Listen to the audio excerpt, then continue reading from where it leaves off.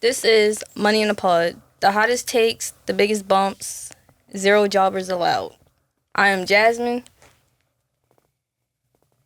I'm at Mason in the building. Cash. What's not? And welcome to Money in the Pod. So, now we'll get into this PLE that just passed. Night of Champions. So, first, the show started with Pyro. We haven't seen Pyro In years. it feel like in to years. start a show. It ain't just, we'd have thought we was playing SmackDown versus Raw 7 career or something. The way they gave them Pyro, like, that's crazy. But we know why they gave Pyro to the Saudi crowd. But we'll get into that later as well. So, let's jump into these results for Night of Champion. Match 1. Codyrhodes defeated Randy Orton. So, this match had a lot of teases in it.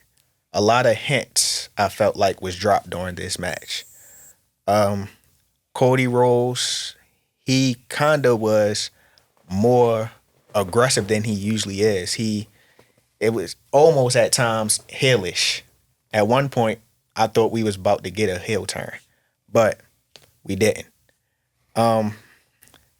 But yeah, how do you guys feel about this Codyrhodes Randy Orton match from Night of Champions? You know, it's funny you say that because I kind of felt that way about Randy.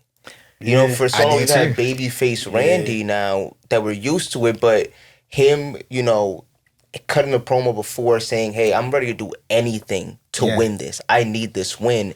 And then we get that moment where he's about to punt kick Cody. Yeah. And he hesitates. But then he does it. He still goes for it. He misses the punt kick, but he still went for it. I wonder if taking this loss, that's what we're leading up to, is Randy becoming the heel. I can see I that. thought he was going to attack him when Cody got the crown in the ring. Man, I he did looked as at well. him with the, brother, I'll Like kill when you he right when now, he did man. the look back and he just Yeah. stayed there. That was it. 09 Randy, that's all I thought about. Like, Exactly. he fucking 09 crazy. Randy. But Yeah. sadly, he didn't. He took his L like a man and kept it pushing. I don't think he should have did that. He should have We should have got an RKO or something. out He of should have nowhere. act like he's gonna give him a hug. RKO out of nowhere. Yeah. But I feel like it was good to see that both of them had that mindset. Like, I'll do whatever it takes to win. Like Randy Yeah. bringing in the chair and the ref taking it.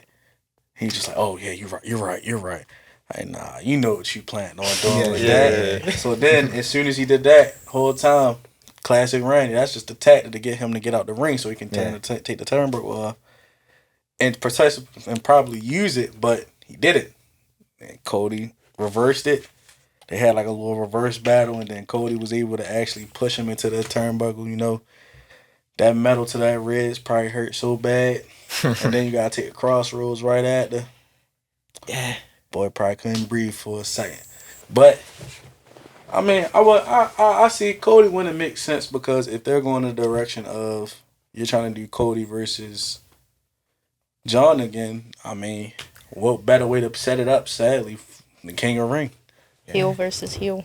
I don't know. I don't think it makes sense right now. I You mean, don't if think we're saying that John still has more time, Yeah, right? it John makes doesn't sense. retire at SummerSlam. I don't see John losing the title yet. Yeah. I Right? agree. So why are we having him face Cody? We're gonna have Cody lose twice in a row. No. It doesn't make sense. Yeah, So I agree. I feel like Wait. We'll get to that. Don't make it make sense. all right, okay. Let's finish the Oh, my results. fault. Let's get back Yeah. into the results. All right, what and was the then next match? we'll The get back to it. The next match was Rhea and Raquel in a street fight. To me, great match. Should have been longer. Should have been a Should little have been longer. longer. It wasn't as long as their NXT street fight, which is banger. Yeah.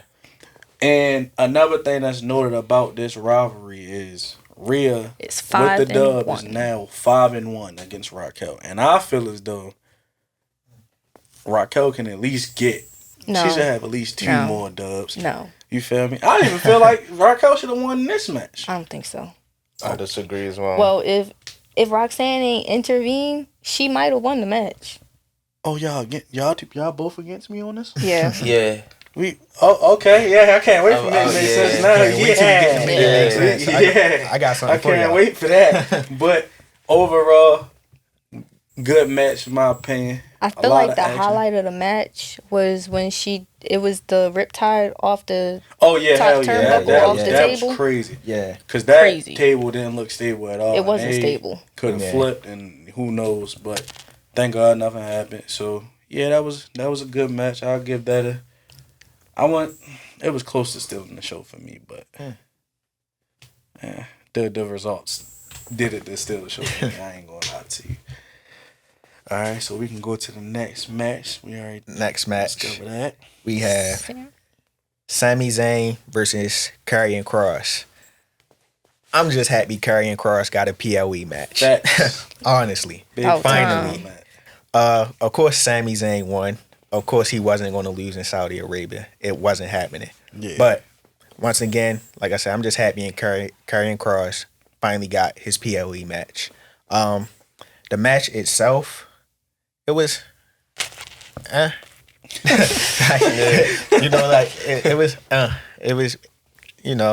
it was just something just to put there.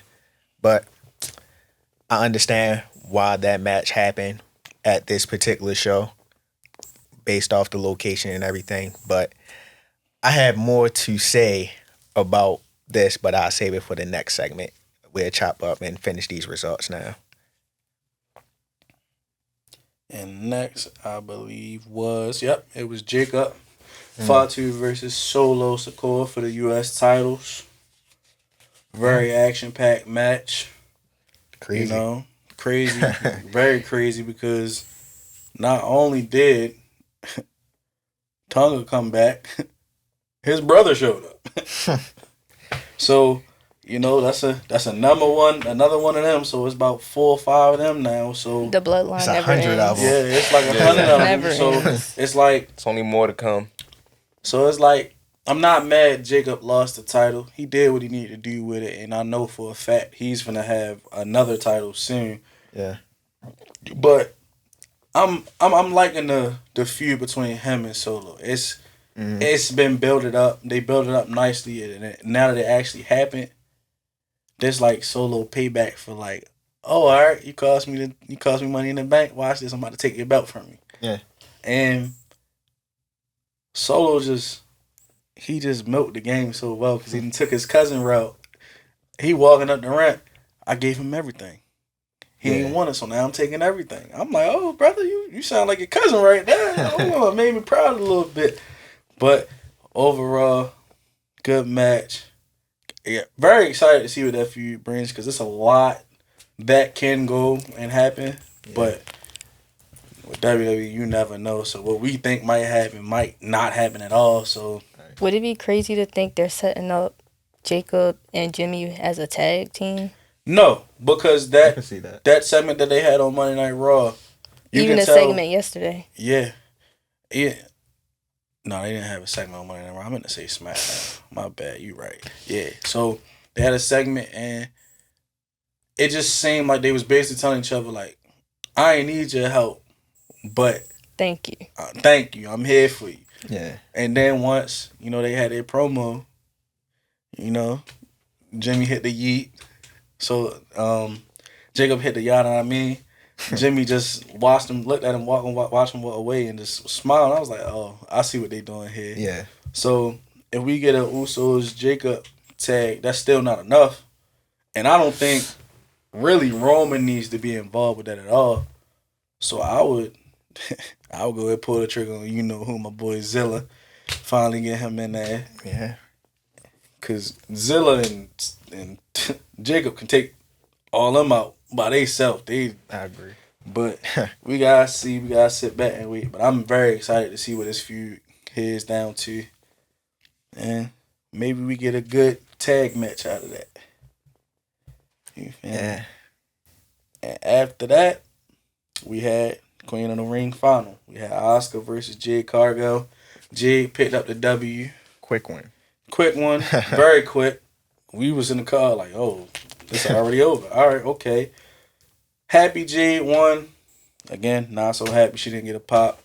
But it is what it is. I don't think it's gonna matter because she's on fire right now. I feel like now that she has King of the Ring, we're going to finally get Queen. Tiffy. Oh, my fault. Yeah, you're right. Queen, my bad.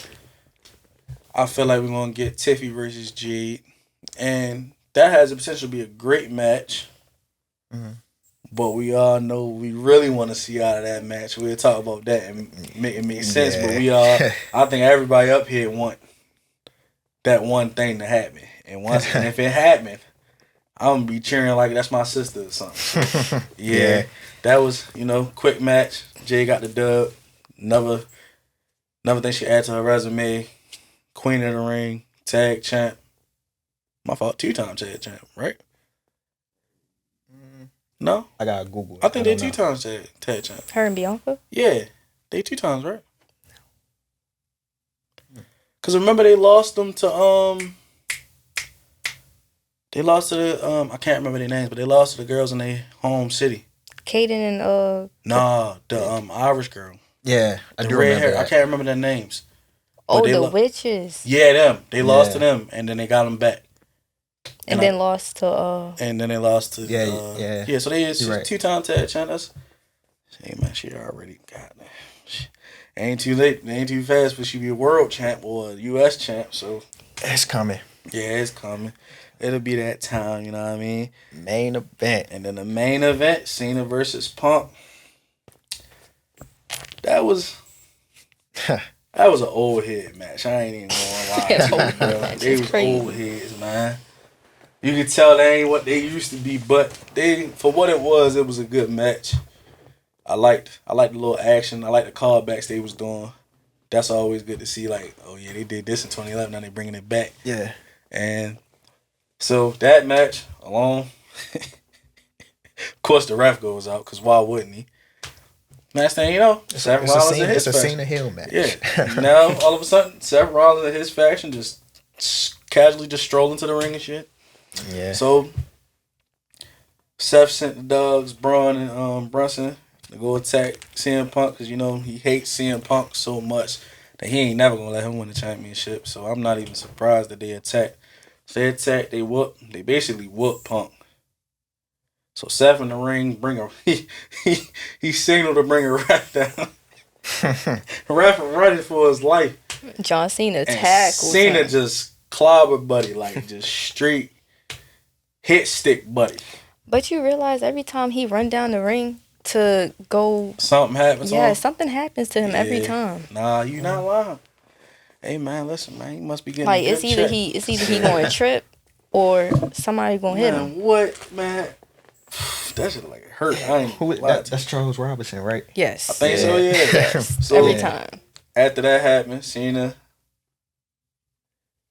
attitude adjustment, Seth. But then Braun and Brunson come in, they beat up Cena. And then that's Punk come in, save him. They get everybody out the way. Now they having a moment in the ring where they about to shake hands. Cena hits the elimination chamber smirk at the camera. Yeah. I'm like, oh man, they actually did shake hands, but then they hugged. Yeah, they shook hands and hugged, and then Cena looked at the camera. And then gave him that look. He told Punk like I told you, and tried to kick him in the nuts. Ain't work. Punk caught it. Yeah. And then here comes Seth again. Briefcase to the face. Curb stomp. Another AA to Seth. No, my fault. He ain't even AA this time. He just threw him out the ring. Cena pin him. Boom. 1, 2, 3. Get the dub. And get out the ring. Smartest thing he ever done because he was going to whoop Buddy. Yeah. And it probably would have been a cash in that night. Yeah. But I would say overall for the entire pay-per-view, we haven't had what was that? 8 matches? Was it 8? It was 8 advertised. 6. It was 6? It was 6 matches. So, my bad, y'all. I thought it was 8. My bad. No, you cool. Gotta do better research. Didn't they take a match out, though? I thought it was 7. I don't know. Huh. Maybe. You might be... Hold on. You might be right. They pulled a match. Did they? Hold up. Then again, I don't know. Wasn't we Maybe just it was talking about that advertised for yesterday? SmackDown. You know how they advertise the entire weekend. Champions. Hold on, let's look. But I feel like the Cena and Punk situation, well, the match itself, like Ant mentioned, there was a lot of callbacks. I seen Seth getting involved. I did see that coming. The only thing I have to say about this Cena thing with the title is just, I feel like all his matches are starting to feel the same. Repetitive. It feel like it's a lot of repeated things happening. It's like we know the ref is going to take a bump during Cena matches at this point. We know it's coming. We know it's going to be some antics in there. It's going to be like, we just know what's coming. So it's like it kind of start feeling stale at a certain point. That's just me personally. You know what it feel like? The back end of Roman reigns. Yeah. Every match the ref is go out somehow. Yeah. Here come Jimmy J somebody. I don't even think that was a back end. That was the entire reign. No, that's the entire reign was somebody in the bloodline. He never won a match without anybody intervening. Yeah, he never won. Every single match had an intervening, had a ref bump. And he did that for years. What was it?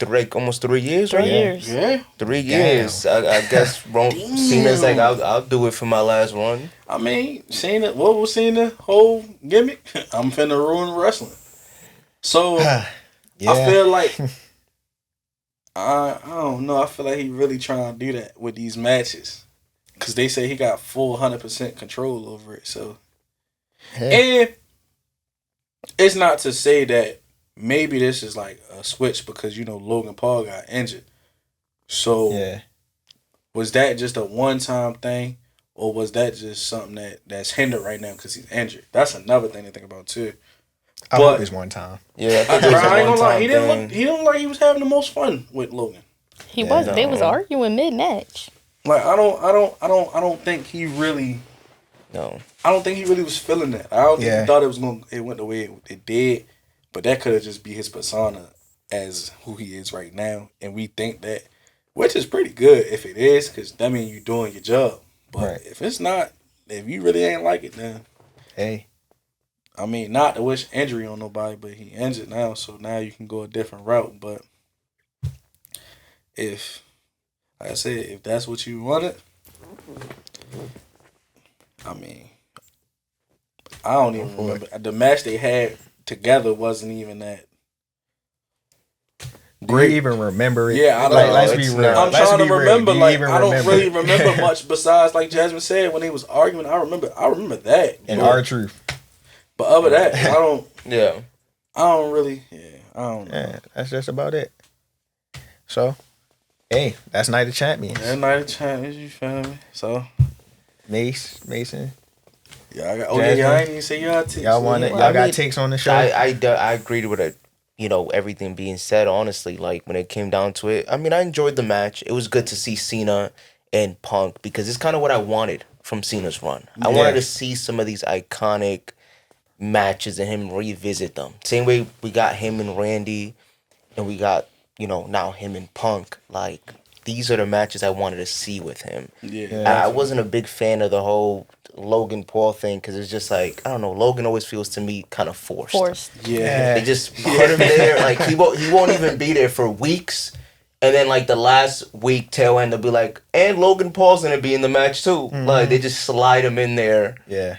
So he can do a couple weeks, spots. So it'd be months. And he won't be there for months. The promo be the same, bro. Like it don't matter how he mix it up. We already know what he finna say. Like, them YouTube megastar. Yeah. Bro, and his promo work isn't good. I hate that people get that confused. Like, you can have heat because people love to hate you. Yeah. Dominic Mysterio. Exactly, like a Dominic Mysterio. He has heat because we love to hate him, but when Dom come outside, everybody love Dom. Yeah, we love Dom. If we see Dom's like, oh, Dom, we're gonna take a picture with him. Like, everybody love Dom. Yeah. But like Logan is just genuinely like, we just like, no, I don't feel it. When he cuts his promos, it seems forced. Yeah. You can tell he's trying to remember a script. He's there's no real confidence in it. There is no like it, just in all reality, he is. When I look at him, is like you're here because you are who you are, not because you are supposed to be here. He may be bad at promos, but his agility and in ring, him being that is for how he's built. That's actually insane. Like his first match, I was like, bro, I didn't know that you could do that. Like every PLE match, he has a viral moment. A viral moment.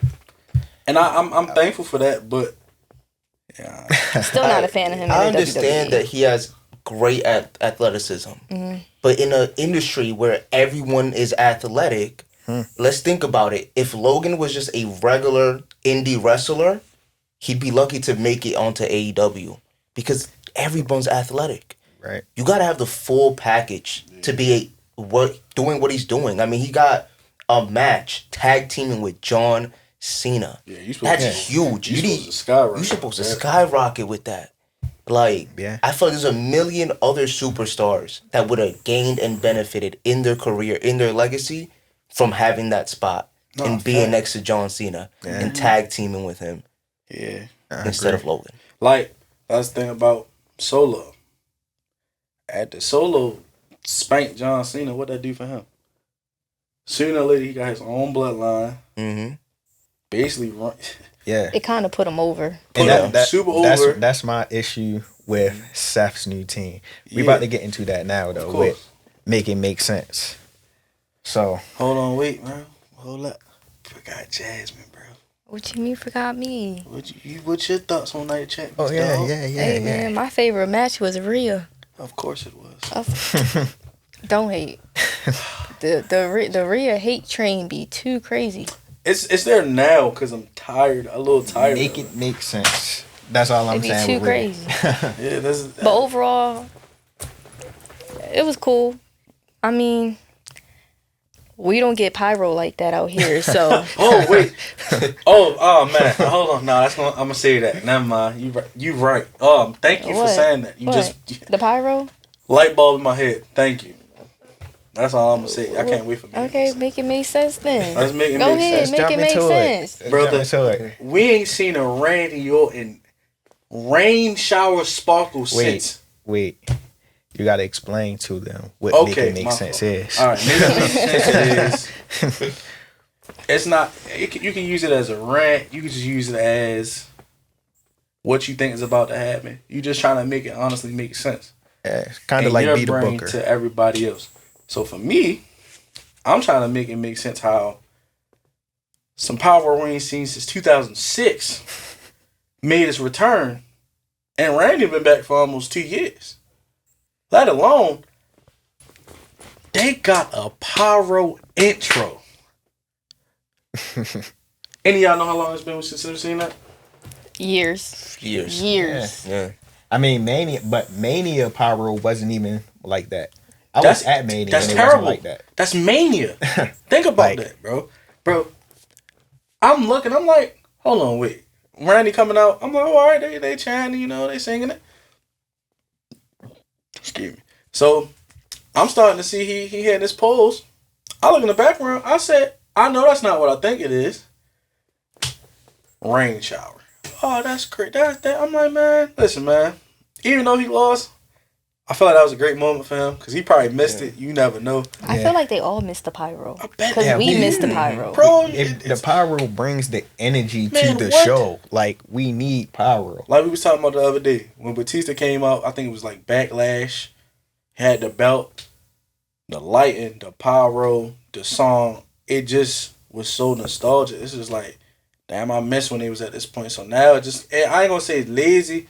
Yeah. I just feel like no, it's lazy. I think it's cheap. I was gonna say they more so on the cheaper side. That's like, still lazy. But it's like, how the hell y'all gonna be cheap and y'all charging us $4,000 to sit on the floor? Like, tell me about it, man. Man, come on, man. You want me to pay $500 for nosebleeds and I can't even get a decent pyro? Only pyro I get is codyrhodes. Let's talk about it. Like, that's crazy. Like, man, listen, bro. I get Saudi got that bread, but send some of that. Go spend some of that back home. We miss it. Like, We spending our hard-earned dollars to Right, attend man. these shows. Fam, The least we can get is a festive feeling. Like, bro, you go to a actual Monday Night Raw, SmackDown, like regular show. You go there. Of course, they do the little poster thing, like they show all the posters and stuff. But then it's like, okay, get ready for Monday Night Raw in 15 seconds, and then it just starts, and it's no pyro. You just jump into How it. I'm supposed to get into it with no pyro? Like that's dumb. Like you can't. Like these kids don't even know how great wrestling used to really be when it came to starting a show or entrance. Like all you just know is your chant. Like, and that's what got us hype. Like, that's where a lot of memories even started with the intros, the pyros. Like, I never listened to rock music in my life, but the intros to Monday Night Raw, Friday Night SmackDown, even the PLEs. yeah, even the PLEs. well, Yeah, I started listening to some music I never listened to before. Like regular, so just the head, like Oh, I listened to it on a regular. my fault, gang. My fault. I agree. I listened to it on a regular, but it was because of WWE. Yeah. That's what got me into that kind of music, because it fitted. It fit the feel. Yeah. Right. It gave you that adrenaline rush with the pyro, with the intro, with the music. It was the whole package, and they gave it to you. Yeah, now you feel like you just paying money to watch a show. Yeah, and it's like, that's how I feel. Prime example. Rey Mysterio old entrance. When he jump out the brother used to jump off the ground with fireworks. Bro, come on, and then fireworks on that side. Yeah. Fireworks on that side. You don't get none of that no more. Just straight. Yeah. I'm here. And walk down to the ring. Like, what is that, bro? Yeah. Like, don't get me wrong. I'm grateful for Cody's entrance. We love Cody. We love Cody's entrance. But brother, come on, man. Like, he could use a little extra pyro though. Like a solo, like, I mean, all right, the fire cool, but what else? Who else? We need that boom, man. We need something to get us excited. Like, I want my child to watch and be like, "Whoa, Dad, who is that?" Right. Like, we don't have that. Well, you have that factor with jeyuso. Of course. But I think that's really all. That's that. And then Seth, you got the whoa, like, and then you got Sammy. Oh yeah, Sammy got his little chant. Who else? Of course, Cody. That's just. I think that's about it. Yeah, that's it. So, I mean, let's bring back Pyro, man. Let's really bring back cool stages. Put some money in the stage. That them big 3 jumbotrons ain't gonna do it. Like that's not cutting it. Shit's ass. Trash. Like, not cutting it. Like compared to what we seen growing up, that shit is trash. Like, just terrible. So, but I'm off that, so y'all can go ahead. Well, my question is, do you think we'll ever see that back now under TKO? Because, that was all under the Vince era, as much as, thing is with that, he really did put everything back into the company. I don't know if we're going to see that with TKO. No, especially not if we paying this much for tickets and they still owe money. Mm-hmm. And I will say one thing. Vince lived and breathed professional wrestling. Facts. Yeah. TKO doesn't. Money hungry. It's money. It's money. It's a business. This is about recouping the money that they paid when they purchased WWE. Basically. They just trying to get that money back. That's all they doing. So you can tell they just getting their money back, and once they get that money back, it's gone. Maybe. But to answer your question, probably not. Yeah, no. I mean, overseas and all that, yeah, probably. But in the States, nah. They ain't finna. Yeah.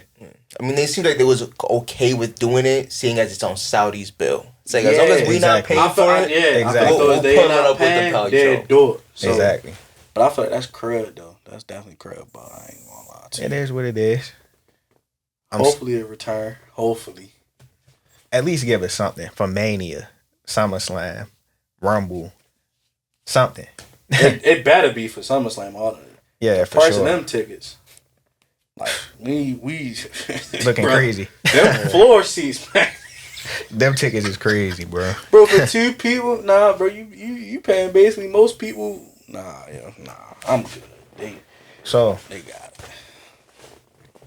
Let's talk about this Rhea Ripley Raquel since we was split on that. Let's talk about it. We was split on that one. You want to let them go first? Why do we have to go I first? feel like y'all should go Yeah. first. We rebuttal. No, I feel like y'all should go. All right, okay. I feel like she should have won the match.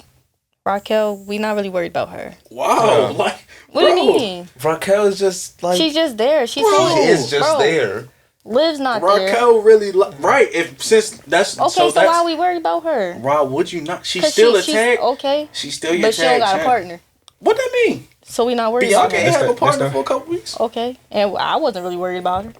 Oh, see, we different ball game with her. Like, what? So I just feel like Rhea is. I just feel like she needs like to be on a chill state right now. yeah, like I just feel like she just always wins. It's just like at this Bro. point. She don't always win because it was time. She been taking L's back to back. She actually has. She's been Back taking a to lot back. of L's back to back. I mean, it's the reason why she's not champ. If she was always winning, she'd be champion right now. She lost the triple threat. Yeah, she lost the triple threat as well. So Right, that's fresh off.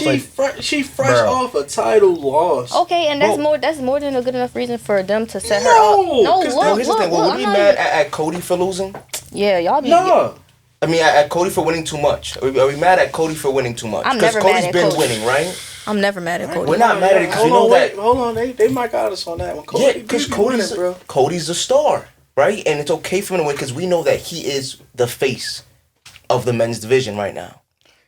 Rhea is the face of the women's division. If we got her losing, even from a business point of view, it doesn't make sense. Especially not to Raquel. Type shit.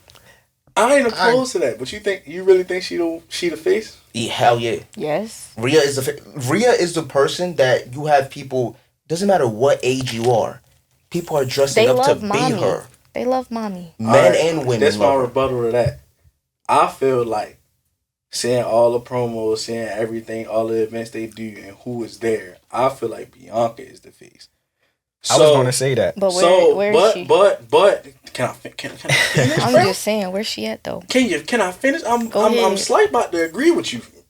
Go I can ahead. take the agreements back. Go ahead. Go ahead. Oh, all right. So what you're saying, I actually do agree with what you're saying because Bianca is hurt. So do you believe if Bianca comes back, Rhea's still the face? Yes.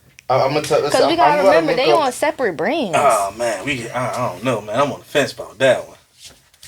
I'm not. That's just like Now, I will saying Jay's the face right now when we all know she's not because Jade has a major hate trait. Let me just say this, right? Bianca Belair, 2 million followers. Rhea, 6 million. That right there should tell you who is the face. Bro, who are people following? She Who from are Australia, people wanting bro. That to don't be? count, bro. What does It that have does to do count. with It's your anything? following. It's how big Australians you are. love their Aussies. It don't matter. She's It's not just from Australians. Bianca's from Florida, No, ain't she? Knoxville. Okay, it's Tennessee. Don't everybody love everybody from Tennessee? Also, Bianca's from the U.S. That's why. USA, she should have the way bigger following. She should have had 10 million. She should have had 10 million, but she doesn't. Especially Man, they because hate on my girl, man. That's why she ain't got 10 million. Nah, it's not about Ain't hating nobody on hating her. on her. It's like that you just I'm said you was on the playing, bro. hate train for Rhea. People hating on Rhea too. I agree with y'all on Rhea being The the hating face. is crazy right But now. I still feel like she shouldn't have won that match. And I'm gonna break down why. Why? Break it down. All right, so look, right? Yeah, break it down. So let's put it like this, right? Who gains more winning or losing in this situation? Rhea. What happens to Rhea if she lost? They still gonna love her, right? Yeah. Right? Mm-hmm. She won, they still gonna love her, right? Of course. If Raquel lose, basically it's a shit show. Okay, and even if she won, they wasn't really going to give her pop. That's where we coming in with the we think she should have won. If she wins, You thought it was going to be like Dominic when he won the title? no, she would have. It would have been at least she would have been. Oh, are you be real? Hold on. We might gotta start watching you. But she beat Rhea. Let's not forget, she beat her once. Rhea just beat her 5 times. Okay, We ain't talking about that right now. We talking But about. yes, we are. I see what not. you mean. I definitely see what he you get mean. it. You just like, a Rhea stand. No, that's what it is. Nah, I get it, but like the way I feel like when I look at Raquel is that at the end of the day, she might have stayed to gain a little bit of, oh yeah, I beat Rhea, but she wouldn't have done anything with it at all. She wasn't gonna become a star because she beat Rhea. True. She would have stayed right where she is. I mean, she got to get out of Liv's shadow to begin with. Before she started coming for Rhea. And like I said, and that goes into why I feel as though she should have won. She would have kind of got out of Liv's shadow because, you won without Liv. Now you have a W under your belt outside of Liv. Because for the past, two, maybe 1.5 years, you've basically been Liv's bodyguard. Mm-hmm. So why not when... But she had a bodyguard today. So what's that about? That wasn't a bodyguard. Yes. That was just a minion. I mean, she intervened though. That's just like it. That's and just she like cost her the match. That's just like if he fight, I'm going to at least get a 2-piece or something, man. Any year, I'm gonna get a 2-piece, man, because that's we the guys, we gang. Nah, I agree. You know, homegirl. I'm going with Alfie. I just feel like Rhea, she took it like she was supposed to. So man, but my thing is with Raquel is sometimes it's just the hard truth, right? Maybe she's a bodyguard. Because that's what she got. That's as far as she's gonna reach. Yo, I'm not gonna. Some people have to just be the bodyguard. It's like I'm an actor, right? Right. Sometimes I gotta accept. Not everybody could be the leading character. Okay, right. Some people have to be supporting. Some people have to be day players, and some people have to be background. So you basically calling it Diesel. I think she has to be. I think that's her place. I don't think she's coming on the mic doing anything. I don't know. I don't think she's pushing any story, doing anything. I ain't gonna lie. In every story she's been in, she hasn't done anything. Her promo on Monday was cool. It was cool. She was better at like promos and stuff before she got injured. Like when she was wearing the colorful stuff. Yeah. I mean, I guess we're gonna just have to agree to disagree on this, cause I just feel like if Judgment Day already known as a goofy ass squad, why not at least have one person that you can take serious? You feel me? It was one person we could take serious. And who was that? Finn. Yeah, it should have been Finn. I feel like Finn should have been that person. He's a laughing stock right now. Well, right now. Finn. It breaks my heart saying what they doing to Finn. Yeah, bro. It's so crazy, bro. Finn. It should have been. Finn should be in the World Championship title, exactly. Or at least have Intercontinental. Well, bro, we got Goldberg. Like no, for real. Yeah, like make that make sense, bro. Yes, we got Goldberg fighting for the World Heavyweight Champion at Saturday Night Main Event, where we got people like Chad Gable running around in disguise. We got a Finn Balor running around with the Judgment Day, getting jobbed out every time he steps in the ring. Hate to say it, Chad got injured. Yeah, I know that, but even before that, he was still like, why did in order for him to get on the WrestleMania card, it had to be him. Why did he had to be a joke? Yeah, why he couldn't arrive as himself? Yeah. Like Chad Gable. Mean, and it's like I get what you're saying, because it's like in Triple A, he was himself and he made a banger, bro. That was probably one of the best matches this month. Yes, facts. Like, honestly, facts. And it's just like, bro, what are we doing here? Like, I understand y'all want to give Goldberg his last match, but did it really have to be for the World Heavyweight Champion? Hell no. Goofner didn't even have the Heavyweight Champion. For a week. Exactly. Mm-hmm. He didn't even have it. He won it from Jeyuso, which he should have won. Which I kind of was on the fence about, because I felt like Jey Ring was poorly executed. So poorly.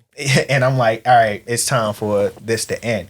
But at the same time, for Goofner to take it back, it just was like, bro, what was the point? My fault. That was a last minute decision on the show too. Like Jey was supposed to win.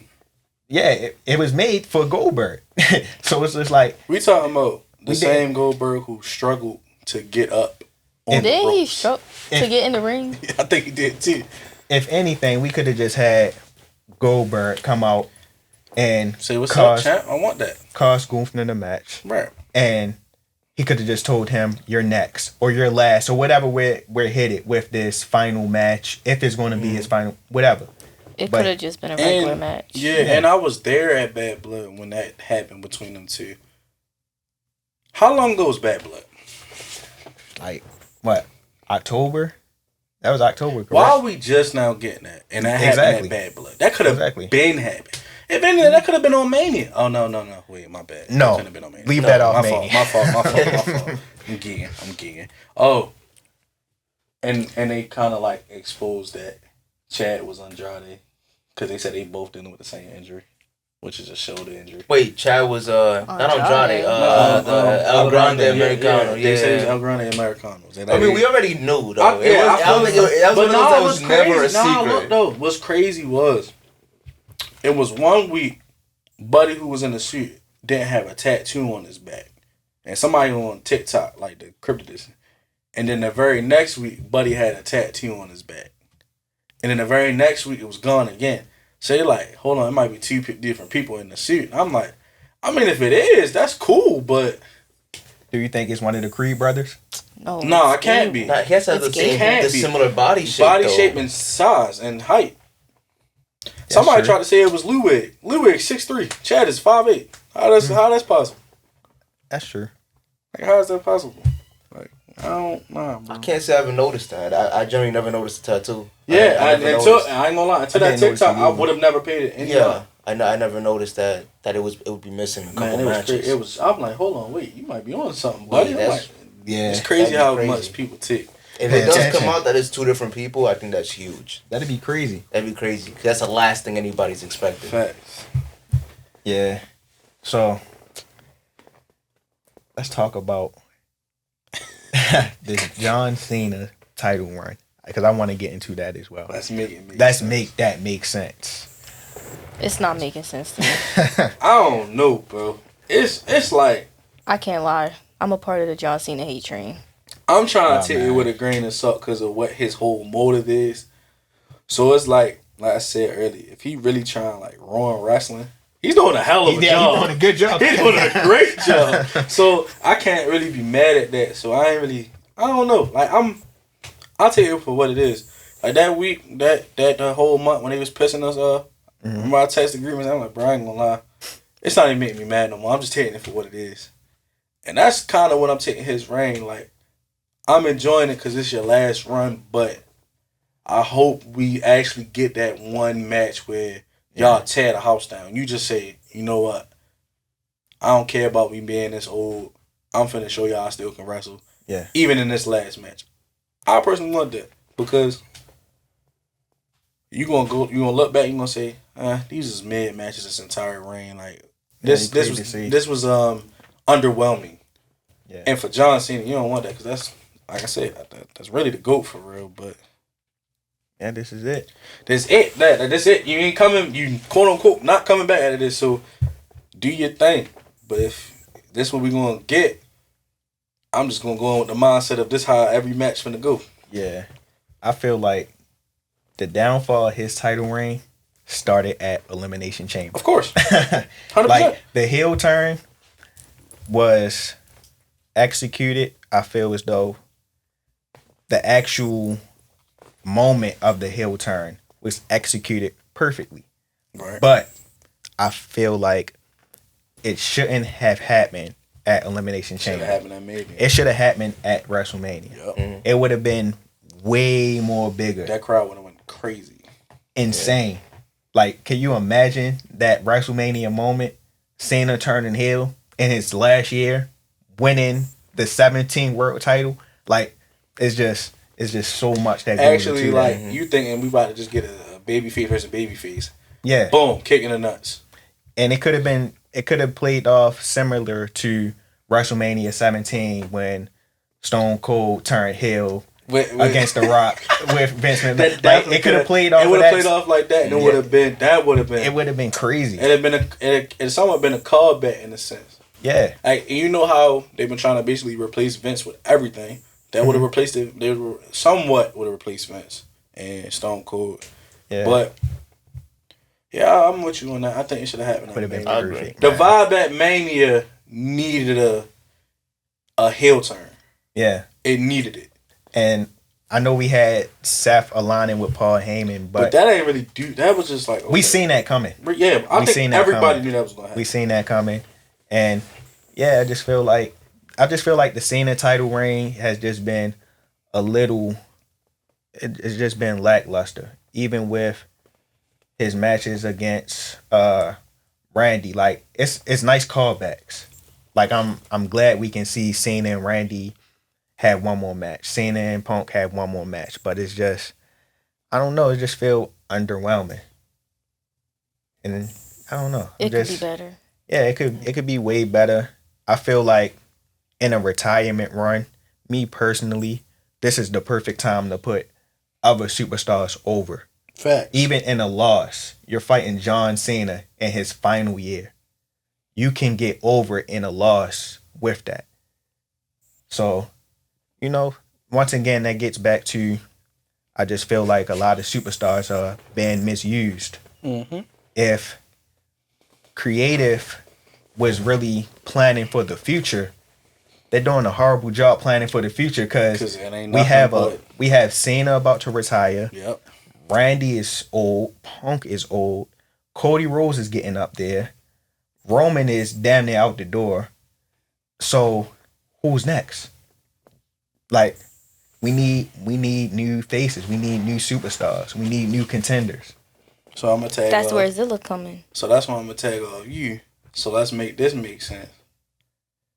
Why do you keep letting your future lose in NXT? You got Jada Parker losing. You got Lash Legend losing. And if we being honest, they've been on fire for the last year. As far as Lash, she done wrestled with Bianca and Jade. Been on SmackDown. Been in Royal Rumble. Jada too. It's just like, I get that you want your newer signees to have a reign because they're in NXT, but they probably would have been fine without a reign. They didn't probably really need one. Really, they could have just went straight to the main roster if we've been honest. Because I feel as though Jada has definitely put in the work to deserve a belt. I feel like Lash put in the work to deserve a belt. And if it come down to it, you ain't got no tag titles in NXT. You feel me? Trying to get some. I see. They got some nice little tag teams going on. Yeah, but look at the people that get called up from NXT. Roxanne. Look at Carmelo Hayes, bro. Oh, yeah. Oh, done dirty. Carmelo Hayes is like... the laughing stock of SmackDown. Exactly. It's like... He's basically... It's over for him, feel like. Like, how do he recover from the way he's been being booked? I feel like he gonna have to go on like a crazy run or something. Like, me personally, I don't think that's all his plans. I feel like he's still running with Miz, right? I think so, right? So if he's still running with Miz, that's his big shot right there, turning on Miz and beating Miz in the match. But it's like, if that do happen, where he go after that? Because if the U.S. title sold up, where you gonna go? Intercontinental? And it's like, but I think we all want Finn to get it from Dominic. Yeah. So it's like, do Carmelo get it off Finn? Because if so, again, that's another big break. You just beat Finn Balor. You beat Finn Balor and Miz. That's kind of cool. That gets you right back on the right path. You have a couple good title defenses. Now you back in good graces. Now everybody take you a little bit more serious because now you're not just trying to be funny or made as a funny person. So now all of a sudden you're a mid carder who getting dubs, who look like they can develop to a superstar. So I feel like if they're gonna pull the trigger on them, they need to do it, or they need to do it right, because this whole thing with the Miz, that's getting stale. Like, love Miz, don't get me wrong, but this gimmick that get old. Like, it's the same thing over and over. You always in a tag team, and you either turn it on the person or the person turning on you. It's the same thing. Shit, look at Roxanne. Before Judgment Day, L after L. L after L. What was the point of calling her up just for her to lose? You feel me? When you got Stephanie and Gulia getting W's. Gulia goddamn U.S. champion. She did win. Yes, she beat Selena. Like, but we all knew that title run was going to be short, though. Yeah, we did, but it's like, damn, like her? Why her? Why anybody else could got that? No, I agree. I think it could have been a Roxanne. Yeah, it could have been Roxanne. Or Stephanie. Or Stephanie. Either would have been better than Julia. Eva would have been cool. I ain't gonna lie. I think Eva could have won. Eva, yeah. Yeah. So I want to ask one more thing about, while we on this segment, make it make sense. I got one more thing I want to get everyone's opinion on. Seth Rollins and this stable that he's running. Oh, man.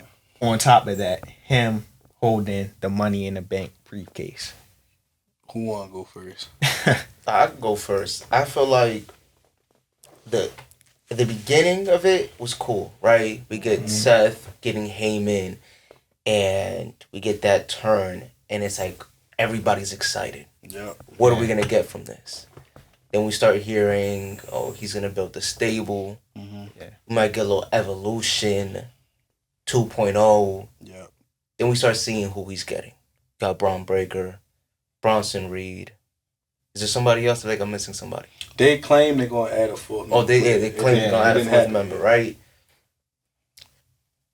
The idea was there. Fact. I just feel like the execution isn't. The execution just isn't there at all. And it's just like continues to be lackluster. I'm glad he got the Money in the Bank because it gives him something. Because we're supposed to believe that this is a powerful faction that's gonna take over. Then they need something. They don't have any titles. They don't have any.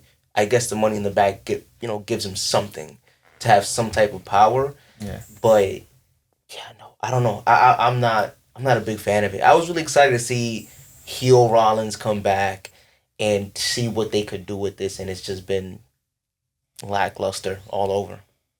I agree. I'm not a big fan of it. I'm tired of seeing them just attack people each week for no reason. Yeah. I feel like when you build a stable, a team, you guys have to have a mission. Like, what is this team mission? There's no mission. Yeah, there's no mission. It's pointless. If we're going to be playing off of Evolution had Batista and Randy there to learn. Mm-hmm. Mm-hmm. Meanwhile, Triple H was having his reign of terror. Mm-hmm. Then we have this stable now where they is no reason that they are joining forces together. Like, Braun Breaker still has not said a word. Besides barking. Yeah, it's kind of crazy to me because before the stable, Braun Breaker was doing perfectly fine on his own. Mm-hmm. So it wasn't like he actually needed a stable. I feel like a team like this, you bring people that actually needs the team. Bronson Reed, he's beat the hell out of Seth Rollins. We were just talking about that. We was both at that show, and now they come team. back. Now he come back. As soon as he come back, he's on the team. It just kind of don't make sense. It's like you forgave this man for breaking your ribs, basically. Exactly. And Bronson Reed, the last time we seen him was in the War Games match, and I feel like that was like a breakout performance for him. Mm-hmm. Even though he broke his ankle, even though he broke his ankle, it was a breakout performance. Mm-hmm. So we have Bronson Reed, Braun Breaker, part of this team that they really don't need, and I feel like it's like it's crippling them because now we're not really seeing any growth from them. It's just them sitting there while Seth and Paul Heyman they talk. can't do nothing because Seth got to do everything. They can't do nothing unless Seth say go. Yeah, and these was two guys that did their own thing from the start. So now wrecking people outside of needing. Yeah, like, come on, man. It kind of don't make sense to me. And Seth winning the Money in the Bank, I feel like he really didn't need it. Now I do get what you were saying, Mason. Like the team needed some leverage. I do understand that, but Seth Rollins in general, I feel like he can easily just start a rivalry and get a title shot. Oh, he definitely like he's on that level. He does not need the Money in the Bank briefcase. I feel like the Money in the Bank briefcase is for people to basically skip a couple laps and jump straight to it. Like that's something that you give to somebody to elevate them. You know? Like Tiffany. Yeah, exactly. Yeah. Like Tiffany. She needed the briefcase, you know? Yeah. Seth really didn't need the briefcase. Like we already look at Seth as one of the greatest wrestlers of this time. He didn't need that briefcase. You know? How I feel about it, I feel like it's underperformed. Like, you got these two powerhouses by your side. All you did was really, if we're being honest, jump people. We done seen that already.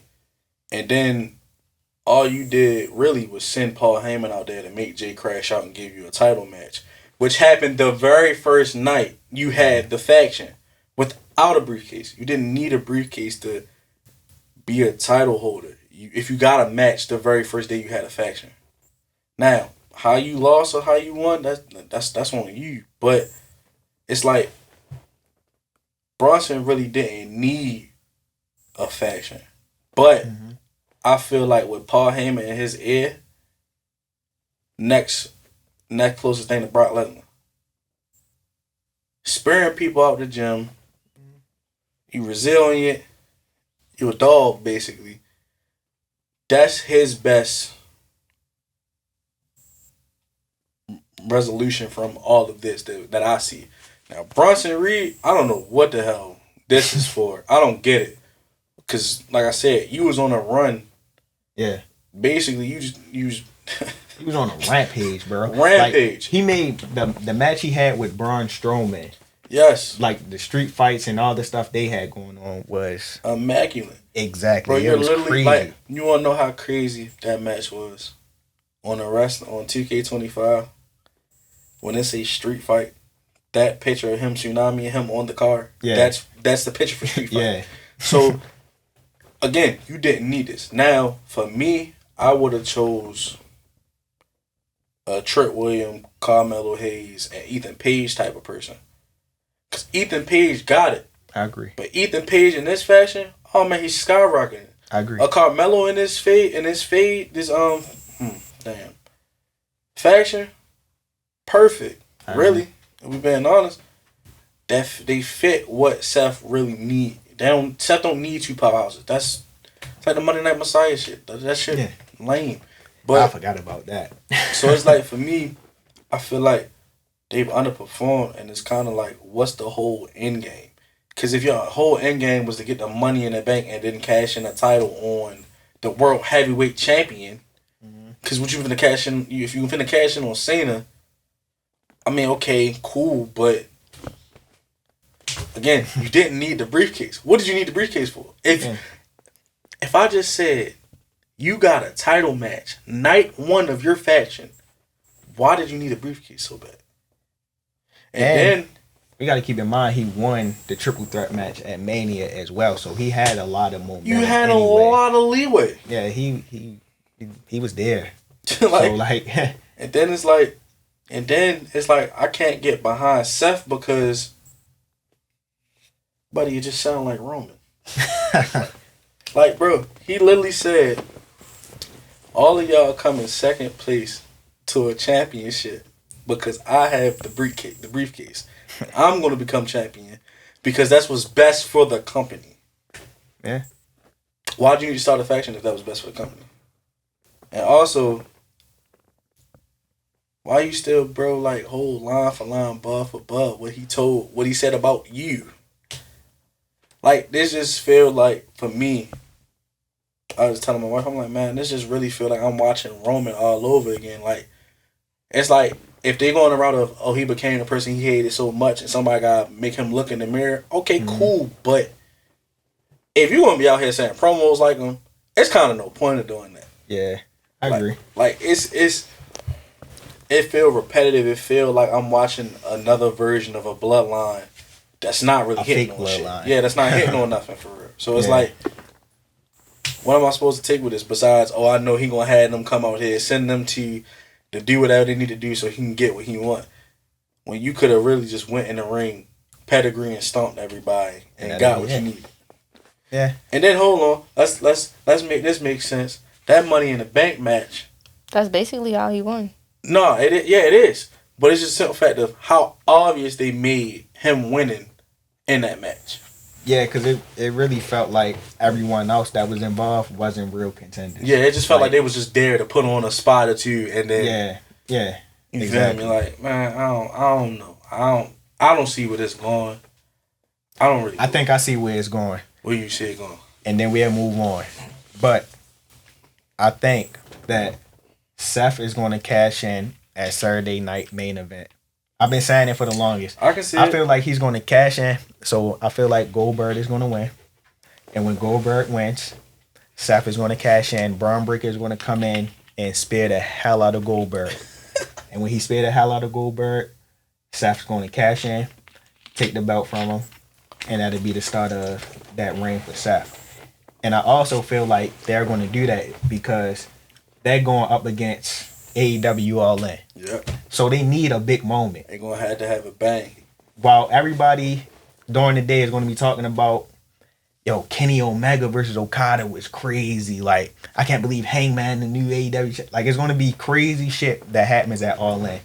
And WWE is going to come out and they're going to shoot all that shit down. Like, excuse my language, but for real, they're going to shoot all of that down by having Braun Breaker create like a super viral spear on Goldberg. It's going to be a crazy spear. And Seth Rollins is going to cash in. And that'd be that.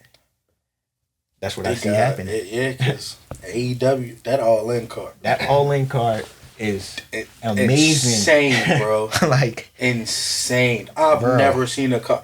Out of all their cards, I've never seen a card that stacked from top to bottom. Like, yeah, that card is incredible.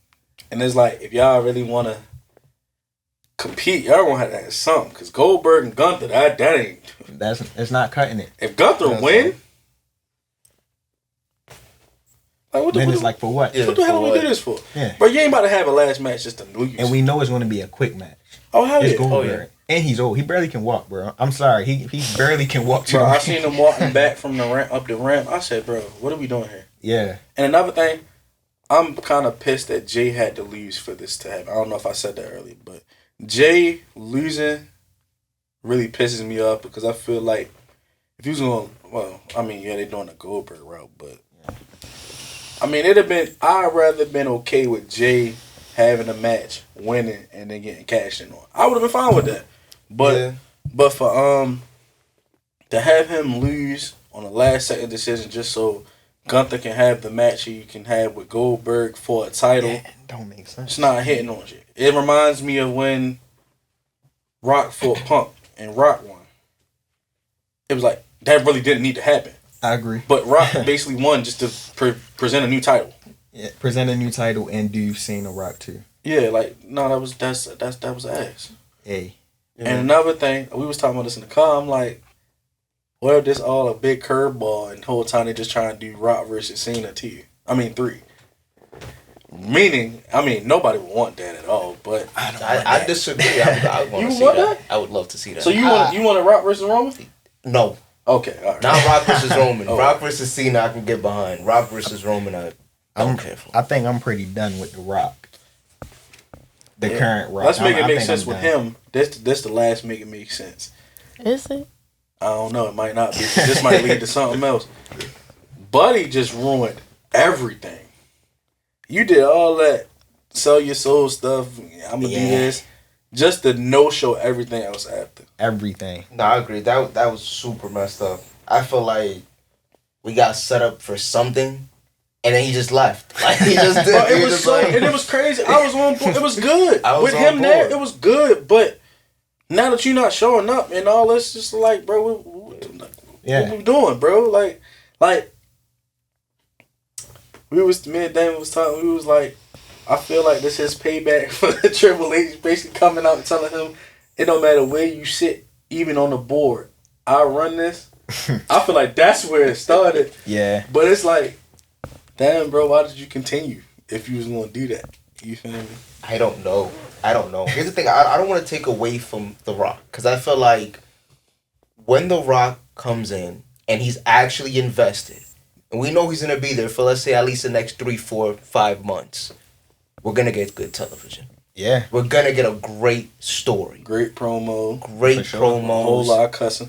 Like, because when he came in, don't get me wrong, I hated the whole thing where he was trying to take Cody's spot and whatever. But when we got that back right of having Cody win or fighting for the title, then the whole implementation with The Rock, that's what had that story bump up like crazy. That's what made me buy a ticket. Yeah. I honestly do not think that whole thing would have been the same without The Rock in it. Yeah. If it was just Cody and Roman, I don't think it would have been the same. I agree.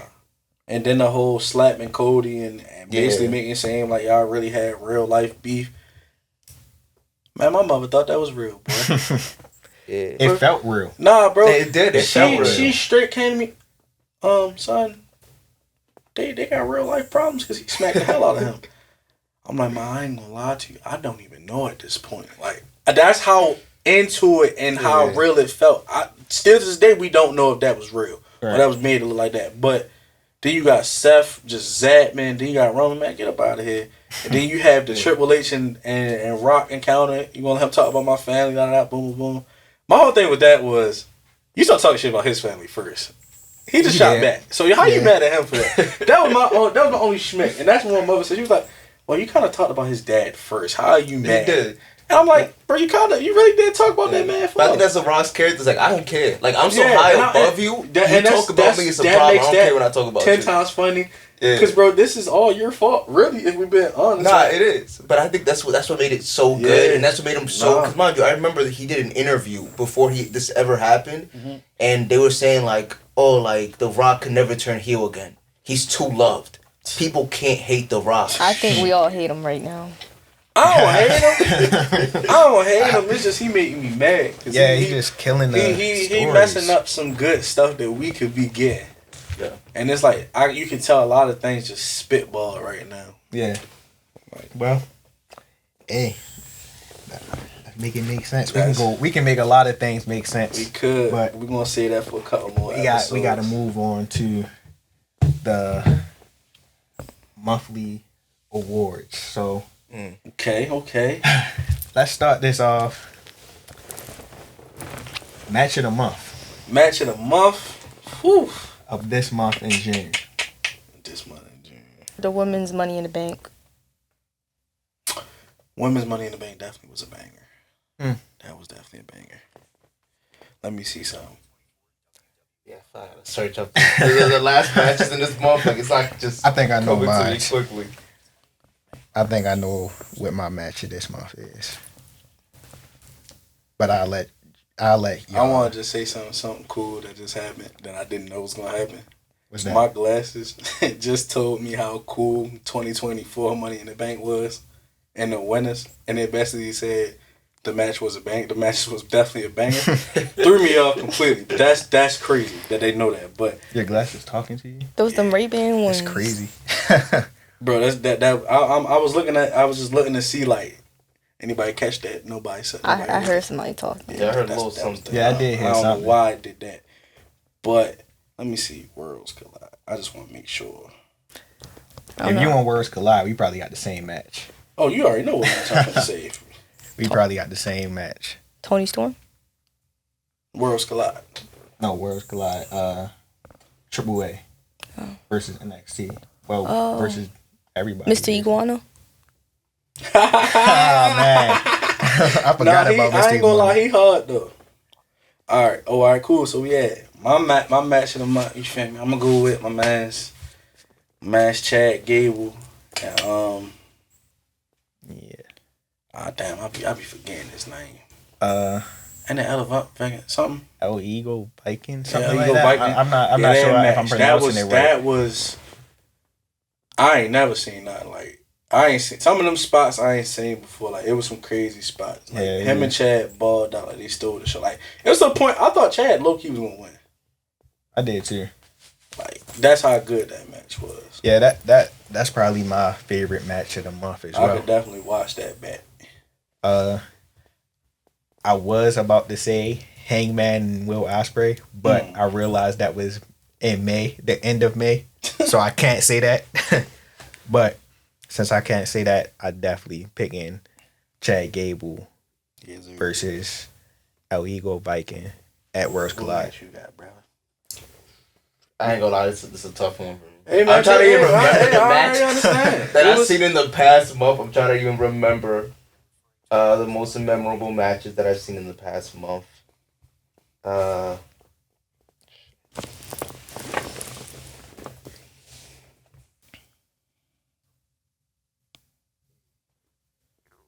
think it's Money in the Bank.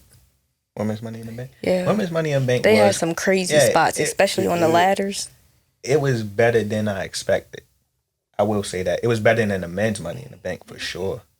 Of course. The men's Money in the Bank was trash. Basically. Trash. That was just thrown together. Damn, now he got me really thinking like, damn, did we miss a match or two? I don't think I missed a match. I don't know why nothing's. I'm like blanking out right now. For now, I'll just give it to Cody and Randy, just because I really been wanting to see them together. So I'm glad I finally got to see that. I like the story that they have in there. I feel like it could lead to something. I'm gonna just hand it to them for now. There's a million other matches I'm forgetting, and like going into the next episode, I'm gonna like write it down. Like I'm gonna be like, as soon as I see a match, I'm like, yo, I'm gonna write this shit down. Yeah. And why I feel like that's my match of the month. Oh, hold on. I think I got a honorable mention. Javon versus Ethan Page. From NXT. From what show though? That was just No, I think it was a regular show. I think it was like a Tuesday show. I think I missed it. Boy, man. I didn't see it. It was like right at the no damn, was that June? That might have been last month. I might be wrong. But this after he broke Javon's jaw and all that. So it was like the ending to that, really. Yeah, I gotta check it out. Yeah. I didn't see it. Damn, bro, that was good at admit, boy. All of Javon's matches are great. Yeah, no. Hold on, we geeking. Hold up. Wait. That triple threat with Javon, Trick, Obi, and Trick. That was a good one. That was a banger. Calling back to Stand and Deliver? Yeah. Yeah. That was incredible. That was a banger. That was incredible. Javon was the star. I'm glad he got that moment. Yeah. I think we all was on our feet that whole match. Man, like what? That was crazy. Yeah, that match was insane. So, Superstar of the Month. Now, this consists of promo work, matches, story build, everything. Like, who's been selling you the most this particular month? I know mine. I'll start. Mine is easily Toni Storm. Easily. I ain't mad at that. This storyline between her and Mercedes going into All In. I know Hangman versus Jon Moxley is going to be the main event, but this storyline has been built so well. I kind of feel like just give the main event to Toni Storm and Mercedes at this point. Like the story is just the production that Toni Storm brings to AEW with her vignettes is amazing. Like I never seen nothing like it before. Like her Hollywood gimmick is amazing. Everything about Toni Storm is amazing right now. I like how she went back to her rookie self. Yeah. And then came back at time. That was pretty cool to see. Yeah, like even when she came out when Mercedes won the what title was it? I don't know what the recent title. Was, it wasn't at the New Japan. It wasn't New Japan. It was CMLL. She had won that woman's title, and Toni Storm, a vignette came on, and then she appeared in the ring as Lady in the Red. Bro, everything about that segment was fire. That's when she suplexes and the belts flew. Yeah, and all the belts flew. Exactly. Yeah, that was cool. Like, yeah, Toni Storm, she's been killing it. So that's my pick. Jasmine. You know, I'm gonna go with Jay always. I'm a have to go with Ron Killings. That's not a bad one. I'm gonna have to go with him. That's a good one. And the reason I said that is because even before he got cut, he was still like that match, that whole coming out as John Cena, like that was gold. Like the Ron Killings shirt and everything, that was gold. Yeah. Even the day before he got cut, the whole "you husky, ain't you?" talking about JC, like that was just funny. And even though he lost, he put on a good match.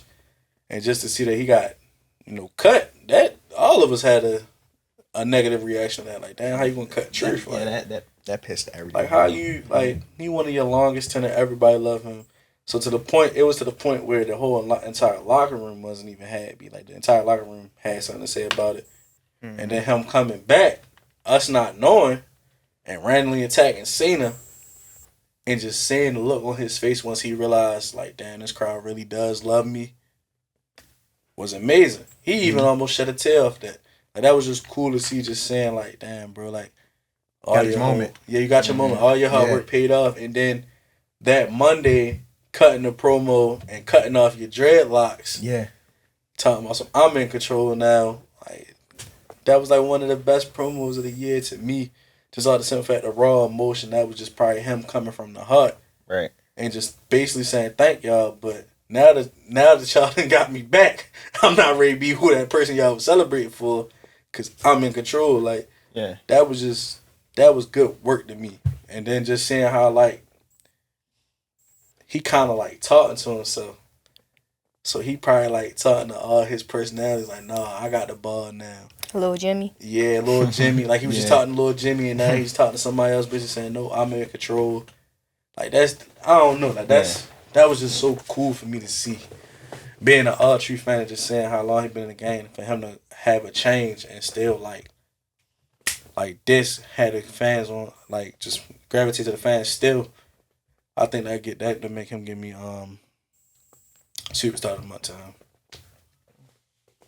Damn, I'm not gonna lie. So I'm gonna go with the person I'm going with, but 100% refresh my memory. It's Punk. It's Ron's month. I'm not gonna lie. It's Ron's month. Yeah. Like if there was an award on the table, I gotta give it to him. I'm not even gonna lie. Yeah. Everything you said, it's like fresh. Like that is refreshed in the mind. 100%. I don't see how you don't give it to Ron. But I'm gonna go with Punk only because he had me watching it when it came back to the whole John Cena storyline. From the first promo, starting their little rivalry, leading up to Night of Champions, it gave me all that nostalgia. Mm-hmm. And it's like you can just always count on these two to tell a good story. And it's sad because they only had such a short time to do it. Yeah. Imagine if they had a couple of months to let it build, to, really get that rivalry cooking up. But I think for the small amount of time that they put the work in. I did not expect Punk to come out with the Thugonomics to make us laugh. Even just with him, I feel like he even pushed Cena to do one of his best promos since the title run. Yeah. And it took him doing that. That pipe bomb was exactly. That pipe bomb is what we were sitting there like, yo, we've been waiting for that. Yeah. And I gotta give a little bit of credit to Punk to say that if it wasn't him, we wasn't gonna get that. So that's why I'm gonna give mine to Punk, but 100% Ron deserves it. Yeah, hell yeah. I agree. Ron deserves it. We all Ron Killings love over here, man. For sure. So now we'll move on to our closing segment. This segment in particular, I really wanted us to, of course, we introduced ourselves, but we can introduce ourselves again. But with introducing ourselves, we need to state who is our favorite wrestler of all time. Not just now, all time. All time is crazy. Yeah, all time. All time is crazy, bro. And if you have one in particular, what's your favorite match of all time? Damn. That's a good one. Yeah. Shit. Who going first?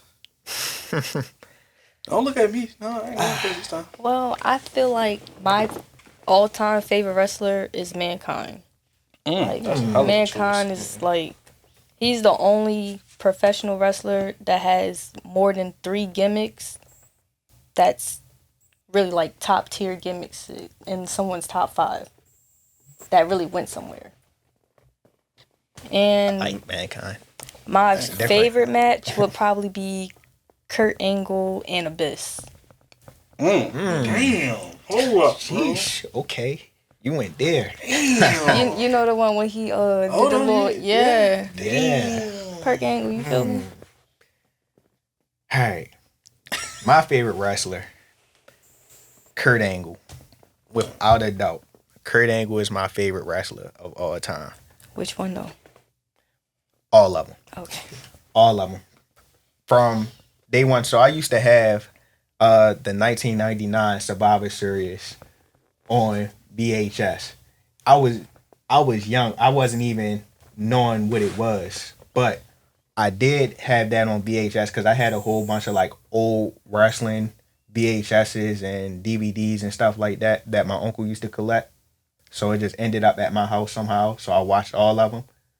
And from day one, going back and watching that 1999 Survivor Series, day one, Kurt Angle transformed himself into who he is, well, who he became after that.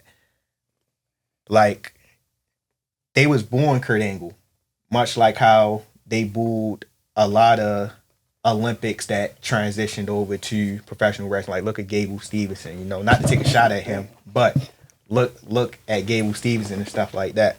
So Kurt Angle was getting booed, and while he was getting booed, he grabbed the mic and said, "You can't boo an American hero. You can't boo an Olympic gold medalist." And from there, it was only up for him. He won the WWE Championship in his first year. You don't hear that often, especially nowadays. His first year in the company, he won the top prize. And then, like, I never seen a bad Kurt Angle match. Ever. Yeah. Like, never seen a bad Kurt Angle match. And with that being said, my favorite match of all time, it may be controversial for obvious reasons, but it's Kurt Angle versus Chris Benoit from Royal Rumble 2003. That's my favorite match of all time. Easily. So, hey. It's a lot of people that's not gonna like that. I understand that, but that's my favorite. That's my favorite match. No, it's a banger. No, it's all opinion based. It's all about what's your favorite. It's not what's to me. I'm not taking it as like what is like the general consensus of what's not. It's just what's your favorite. It could be people could find it to be the most hated match, but if that's your favorite, that's it. Yeah, and I mean we're not praising the actions of who Kurt Angle opponent was. We're not praising his outside actions. We're simply praising the in-ring match itself. That's a match in itself that I watch numerous times. Like, still to this day, I go back, I just watch that match for comfort. So, it is what it is. Alright, my favorite wrestler. I got so many, but I'm gonna have to go with Booker T. Like that. Because, you know, like, we didn't really know about him until, like, the crossover, but with the crossover happening, I actually went back and, like, started to, like, look into it, watch, like, what's going on. And, like, the swag, bro, like, the swag, how he carried himself, the promo skills. I'm like, damn, bro, like, he cool, like. So, and then his in-ring work was still good, and I like the scissor kick. That was hard. The spinneroonie. And then he had the spinneroonie. Making all his opponents or tag team partners do the spinneroonie. Yeah, like come on, man. Like trying to get Undertaker to do it. That's one of my favorite videos. He did like, it. No, he didn't. He did it. Badass. American Badass. He did it. Yeah. Damn, that's crazy. I didn't think he did it. But like the spinning ring, like I remember doing that, trying to do that as a kid, never being able to get it, and then just to see like how he transitioned so well, and that five time, like that was like that's a gimmick. You just like I'm gonna throw the 5 time in your face just cause like, and you can say what he did for black wrestlers. Really, he kind of kicked the door down. Like he's somewhat of a pioneer for black wrestlers. So to me that mean a lot because nowadays wrestling getting back cool. So so many people want to be wrestlers, especially black as well. So it's nice to have somebody kick the door down and still be a pioneer and a voice in that. And then he commentated now, and his commentary work funny as hell. So it's like he's one of the best. Yeah, he's one of the best. So you can't deny him. Yeah. So and if I say for my favorite match, I ain't gonna lie, the first Elimination Chamber. That was star-studded. That was gruesome. That was something we've never seen before. And for them to go out there and put on a banger like that, and Shawn Michaels winning, that was like icing on the cake. I ain't even gonna lie to you. Yeah, you ain't expect that. Yeah, I like that. That's a good one. So I'm gonna have to go with my GOAT, my greatest of all time, my favorite. It's the Rated R Superstar Edge. Listen, my top 3. Listen. Somebody was gonna say it. My top 3 is Edge, Adam Copeland, and Cope. Okay, that's my top 3. Hey, yo, listen, yo. Above everybody. Crazy, bro. Alright, that's my top 3. I want to hear. That's my top 3. And as for going for the best match, I mean it goes hand in hand. The triple threat ladder match. Edge and Christian, the Dudley Boys, the Hardy Boys. I was just watching it. Come on now. I was just watching it too. Come on now. That match right there, one, bro. That match right there is magic. That's what that was. That was magic in a ring. That's iconic. That's a moment. Changed the game. Changed the game. And with no injuries too. That's what's even more crazy. No insane injuries, bro. Damn, hold on. That's a good one. That you can't argue that one at all. What was your favorite match again? Kurt Angle and Abyss. I feel like you can't argue none of these matches. Nah. None of them. They bangers. Yeah. Nah, bangers. Hey. So now we're gonna get into the segment of how this podcast came about and give y'all a little story of how this all came together. Anyone can pitch in, if y'all feel like I'm missing anything. But we was just, a group. We was in a group message talking about wrestling, and we was like, you know what? This text message kind of get old. Let's get on the mic and talk about this. So we decided we was gonna make a podcast. We all have the same desire and love for wrestling. We all watch different types of wrestling, so it all comes together. We all gelled together. We all had chemistry, so we thought, why not get in front of a camera and tell people what we like and what we dislike and how we became a group. And this is why we here now. So this is Money in the Pod. Yeah. Anything y'all have to say? Final thoughts before we wrap it up? Stay tuned in for a lot more episodes, for a lot hotter takes. Listen, this was a good month, This was a good month for us, but trust me, it's going to come to the point where there are hard months, tough months that they're going to piss us off. Ain't going to be too much happiness. Listen, not too much happiness, and you're going to see a whole nother side of, I think, every single one of us when those kind of moments happen. Yeah. I think next month going to be nothing but bangers. Oh, hell yeah. Next month looking crazy. Oh, we're going to be able to talk about All In? Man, what? You can't say nothing to me. Final thoughts, Jasmine? No. Alright. That's it. That's it. This was Money Hold in the up, Pod. wait. We forgot one thing. What got us into wrestling?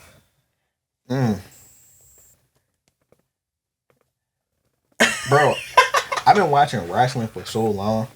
Like, it's so hard to even pinpoint the particular moment when I got into it. Like, it just always been a part of my life. Like, I swear, I can't recall not too many times where wrestling wasn't a part of my life. Nah, fact. Like, anytime wrestling coming in town, oh yeah, let's try to go. Even when I was little, I still remember my first ever show. I still remember that. It was a house show. I still remember my first pay-per-view that I went to. It was Backlash 2008.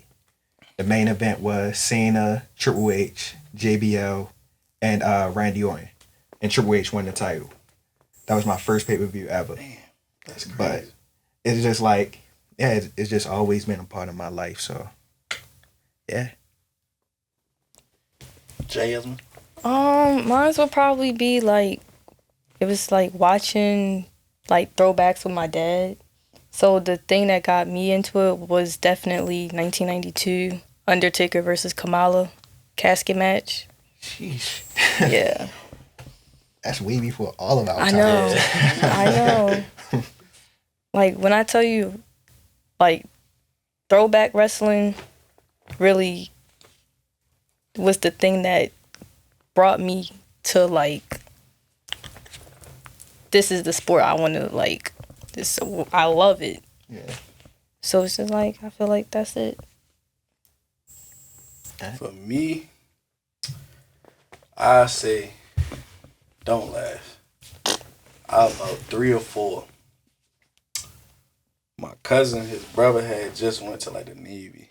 Shout out Meaty for this, cause you the reason I like wrestling. So, you know, you the little cuz, you just always want to fight with your big cousin. So it was just one particular day. I'm like, man, I'm ready to go whoop him, bro. He ain't ready to do nothing. I'm ready to whoop him. You feel me? Then I'm gonna go play the game. You feel me? So I go upstairs. Still, boom. He looking at me. He like, okay. I'm thinking I'm about to squat up 2-piecing. Next thing you know, his hand is around my neck.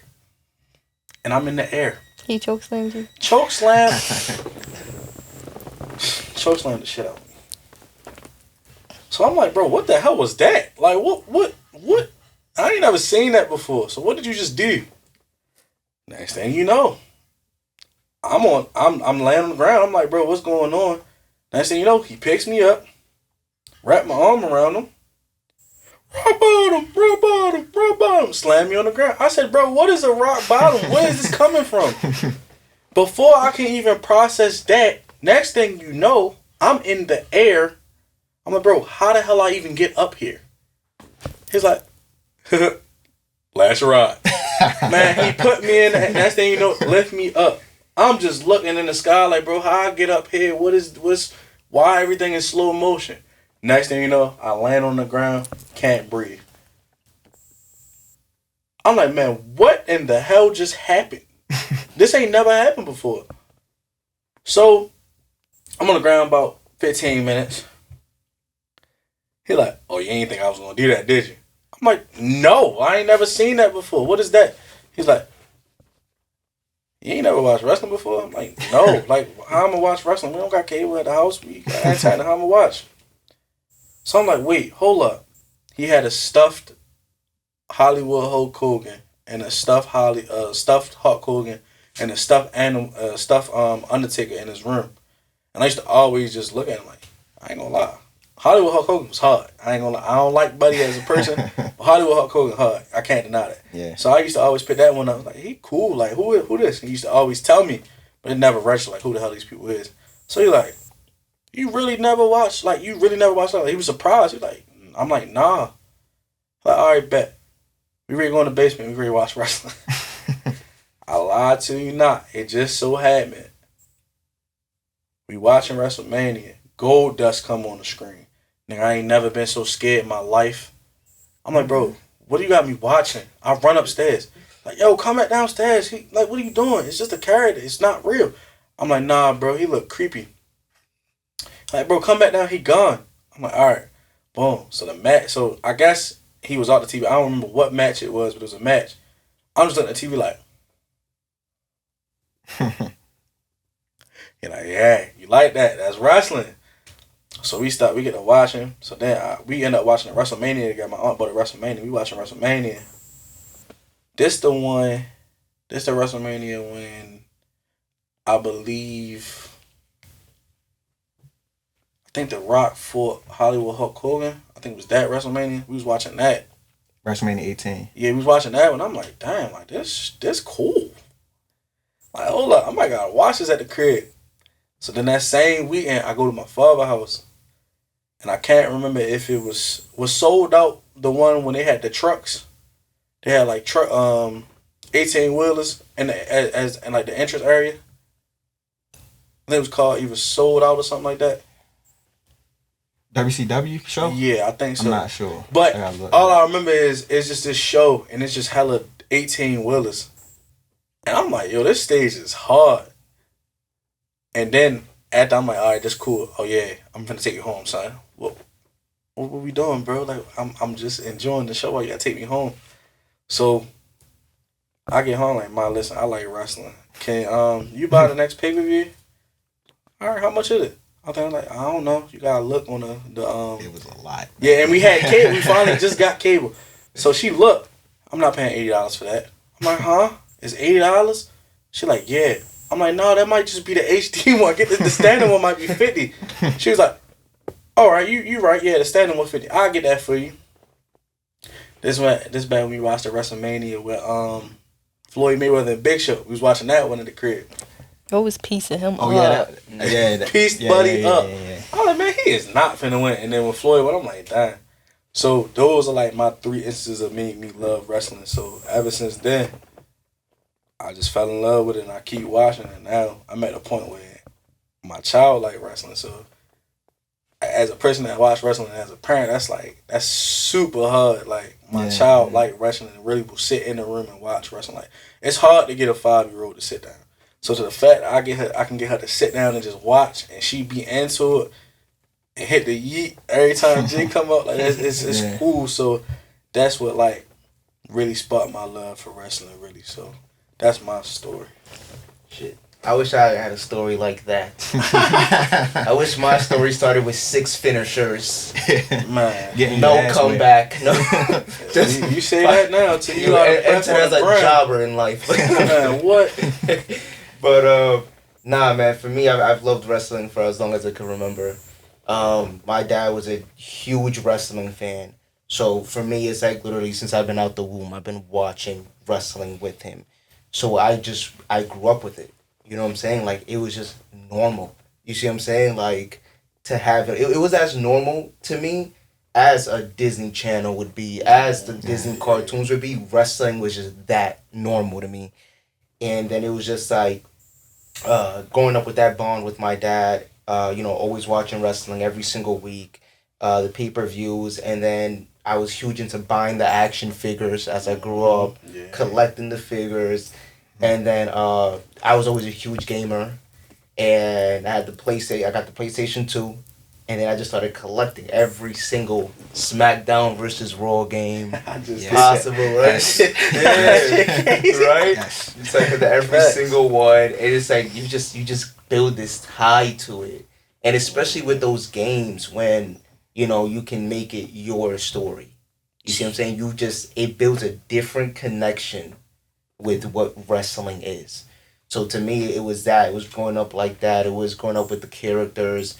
Of people like Jeff Hardy. I remember I dressed up as Jeff Hardy for one Halloween. Oh, listen, I cut the pantyhose, and turned them into the sleeves with the hose and painted the face paint, all of that. So for me, it's something that it's just been normal. Honestly, just grew up with it, and I generally cannot remember a time where it just wasn't a thing that I had. You see what I'm saying? Yeah. So that's how my love for wrestling ended up coming about. What's your favorite wrestling game? Wrestling game? Favorite wrestling game has to be the original SmackDown vs. Raw. And you remember it had the Vince McMahon as a face cover with the blue eye and the red eye. That had to be the one for me. That's the one that literally I got modded onto the PC just to be able to play it. And it still hits. To this day, it still hits. Hell, I like it better than the 2K series that we got today. Yeah, the 2K series kind of fun. Yeah. What's your favorite game? SmackDown vs. Raw 2009. That's a good one. SmackDown vs. Raw 6. Oh man. Followed by No Mercy 64. Damn. Shit, my head come to pain.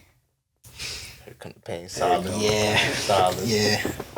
Well, Or for me, this is my top 3 for really. Here come the pain. 07, SmackDown vs. Raw 07. SmackDown vs. Raw 2011. Because that's when they added, like, you can move the characters and slam the table, and the table automatically break. That's the last one before it became 2K. Yeah, basically. Nah, I thought 2K was 15. Nah, 2K. That's when they like fully took that over. was the last SmackDown vs. Raw. Yeah, that was the last SmackDown vs. Raw. That's what. Yeah, because I remember they really didn't take over the full thing. I remember it was till 15. Ukes was still in the. They still had the same developers from SmackDown vs. Raw. They just changed the title, but they had the same developers. Yeah. And then honorable mention, because it was like my first ever wrestling game. SmackDown, Just Bring It. Solid one. Honorable mention. Solid. I never forget that intro. How it looked was so crazy for that time period. You like, bro, this look real. Then you get in the game, it's all pixely, man. I ain't never been so disappointed, bro. But yeah, that's my little 3 right there. That's a wrap. Thank you for joining us for our first episode of Money in the Pod. There will definitely be more to come. I'm Cash. I'm Jasmine. I'm at Mason. And this is Money in the Pod.